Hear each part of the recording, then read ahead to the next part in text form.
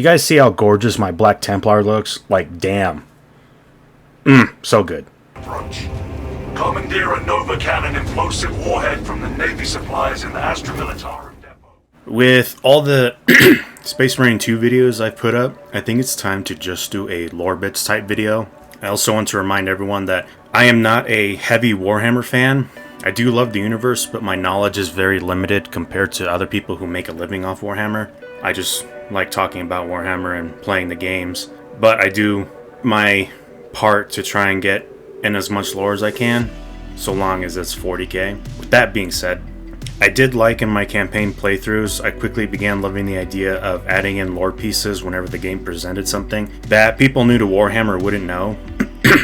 Like when the Rubricae were introduced, or the Thousand Sons as they're better known. They are they're part of Tzeentch, which is one of the 4 Chaos Gods, and a lot of times they were known throughout the campaign when they were introduced as Rubricae. So I don't think people would know that whenever we talk about Rubricae, we're actually talking about Thousand Sons.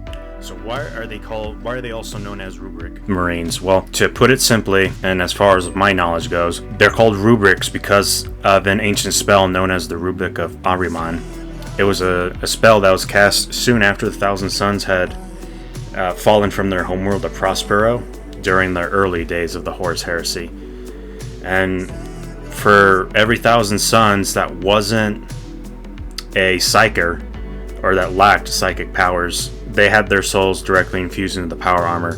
So that's why that you see in the campaign, whenever a Thousand Sons gets destroyed, you see what looks like almost like magic coming out of their armor. And when you execute a Rubric Marine, all that you see is just the armor fall to pieces, and then what seems like magic dust or something. That's literally the soul that was infused to the armor. But they're not technically dead. They're still alive, but they're tormented in the warp. I'm going to assume I got that portion right, but someone who's more familiar with Thousand Sons will probably correct me on some of that. Again, my knowledge of a lot of the Warhammer lore is very limited. The game sees the climax of the story introduce us to Marneus Calgar. That's the chapter master of the Ultramarines. The way he's introduced was only meant to get a specific reaction from Warhammer fans. Otherwise, he's just some important person who swoops into the story and starts barking orders. Basically, any of the minis that you'll see on the tabletop, like Calgar, chapter masters, they're basically the Captain Prices of Warhammer for Warhammer fans.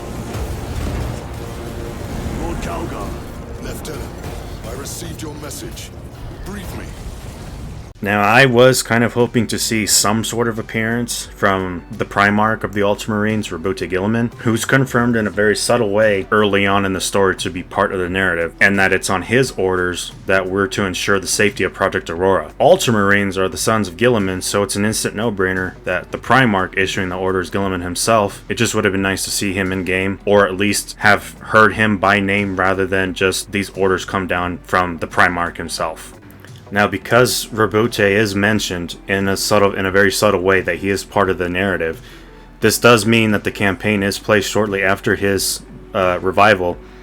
But when we fast forward through a ton of events that followed Guilliman's revival, he quickly unites the Imperium and all Loyalist chapters and begins the Indomitus Crusade, or also known as the Era Indomitus. And in Guilliman's own words, it's a crusade to cleanse the stars. With Guilliman's revival, he also brought about the Primaris Marines, who are stronger, faster, smarter, more durable, and taller than regular Marines, who at this point are now known as Firstborn Marines. Before Guilliman was put into stasis, though, he had already issued the order to Mars, which is the home of the Adeptus Mechanicus, or the Cult Mechanicus, and this was back during the 31st millennia. We are now in the 41st millennia, which is the current setting of Warhammer 40,000, and the Primaris are now being sent off to either reinforce existing chapters that were on the verge of extinction, or to create whole new chapters which are now entirely comprised of Space Marines. Now, I don't believe the campaign takes part in the Indomitus Crusade. If anything, it could be a remnant of High Fleet Leviathan, which is the third and largest Tyranid fleet so far in 40k. Now, go look at a game like 40k Battle Sector. I don't mean to cut myself off here, but look at this Black Templar. Look how beautiful this man is. That is some good looking armor. I need a mini of that. So anyway, back to Battle Sector. So 40k Battle Sector follows the story of the devastation of Baal, the homeworld of the Blood Angels, and it's also part of a canonical event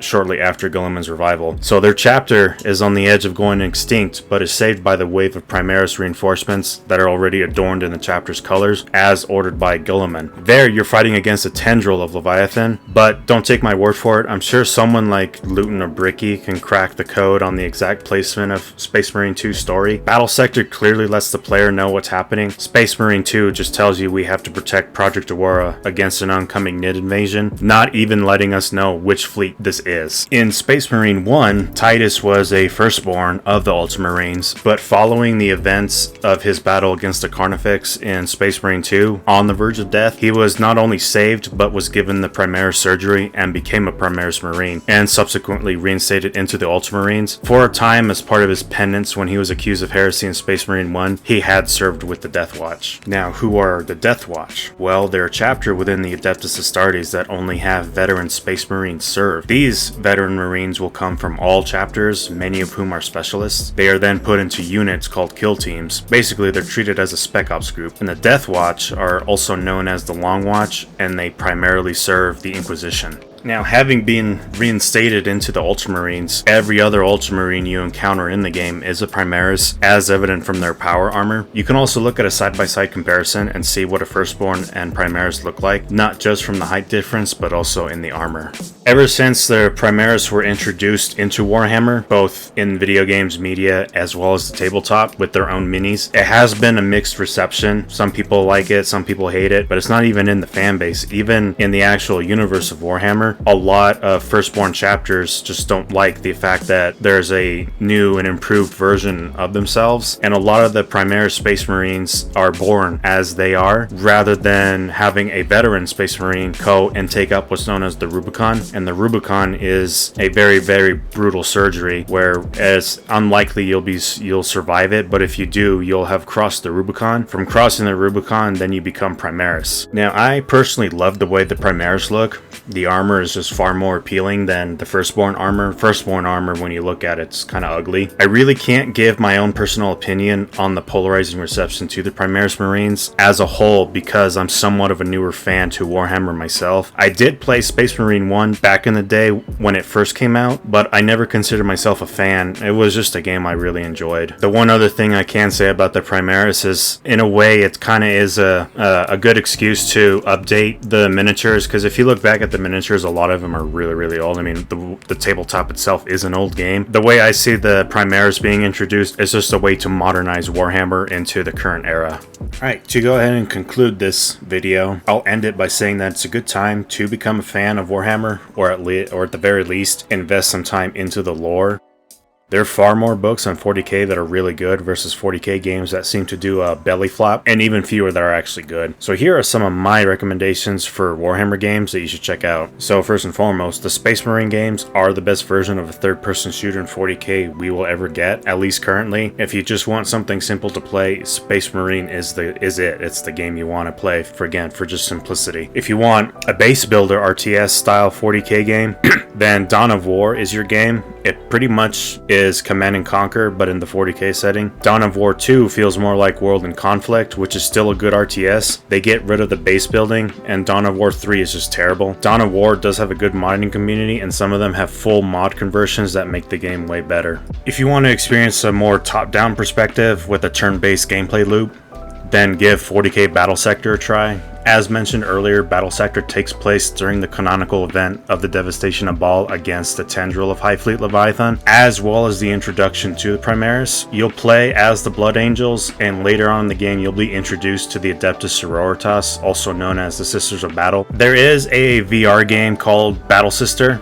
It's not too bad, but you do play as a Battle Sister. It is something that you could give a try, but it's kind of just there. If you want a more precise Horde style game outside of Space Marine 2, then go look at Darktide. Darktide is set in 40k and is the sister game to Vermintide, which takes place in Age of Sigmar, the fantastical version of Warhammer. If you're familiar with Total War and just want to pit massive armies against each other in real-time combat, then Total War, Warhammer 1, 2, and 3 will satiate that need, but those games also take place in Age of Sigmar, and I'll be honest when I say that I'm not really into the fantasy realm of Warhammer. Much of the enemies and factions, which are mostly chaos, are shared between Age of Sigmar and 40k, but it just doesn't do enough to appeal to me, and I love the Total War franchise. Finally, if you want to try an XCOM style of gameplay in 40k, then Chaos Demon Gate will be your game. You specifically play as the Grey Knights, which is my favorite faction within the universe. It is a fun game, though I unfortunately never finished it, and I feel like I should. It does have a bit of difficulty creep going on with it, so it is a very difficult game to play later on, especially if you don't level up your tech tree accordingly. Otherwise, it's definitely a game worth checking out. As always, thanks for watching.